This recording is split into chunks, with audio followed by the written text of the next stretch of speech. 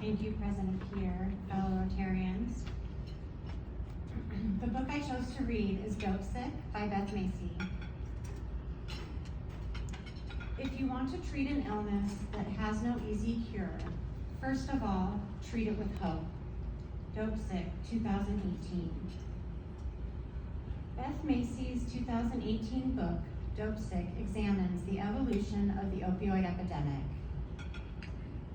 Through diligent investigative journalism, Macy is able to explain how an American drug cartel, the Sackler family, aka Purdue Pharma, made billions not through the use of violence, murder, or sicarios, but rather through decades of deception, bribery, and lawyers.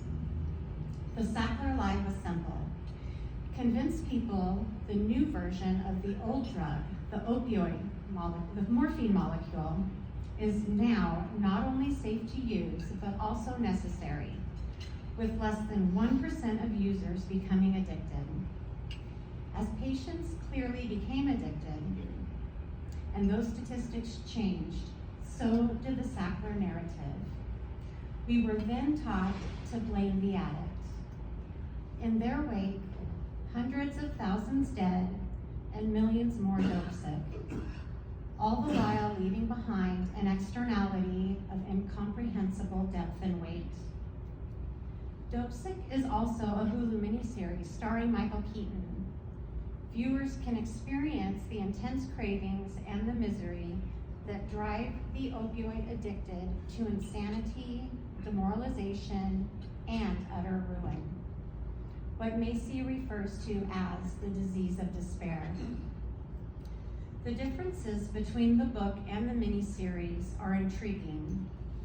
The book's lead story chases an obstinate heroin dealer, while the miniseries follows a small-town family physician. One, a drug dealer pretending not to be an addict, the other, an addict pretending not to be a drug dealer. Polar opposites in terms of their moral values, motivations, and personas, yet revealing that both are middle management for drug cartels. The book and the miniseries follow the ingenious mass marketing campaign and the unscrupulous maneuvering by one of America's richest families. As the threads of the tapestry are pulled, we find the different characters unraveling with suspense and intrigue. Like a murder mystery where you know who done it, but with lingering questionings filling the air. Just how bad was it? Do the bad guys get away in the end? And what becomes of those addicted? Macy highlights the different entities that are stepping up to combat the opioid crisis. Health officials are recognizing addiction as a public health crisis and not criminal behavior. Macy further identifies gaps in recovery and how local organizations like Rotary are standing in the gap during liminal moments for those recovering from addiction. Macy's writing sparkles with hope. The hope for accountability, the hope for justice, and the hope of recovery.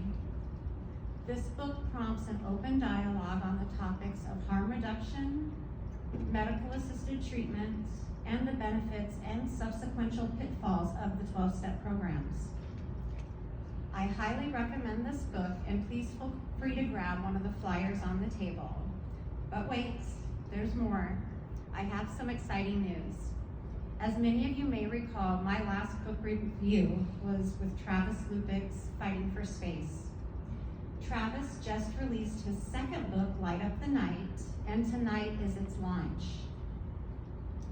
He will be presenting Light Up the Night in conversation with Beth Macy, the author of Dopesick, and I've been personally invited to attend. Again, feel free to grab one of the flyers, and I hope you read the book. Thank you.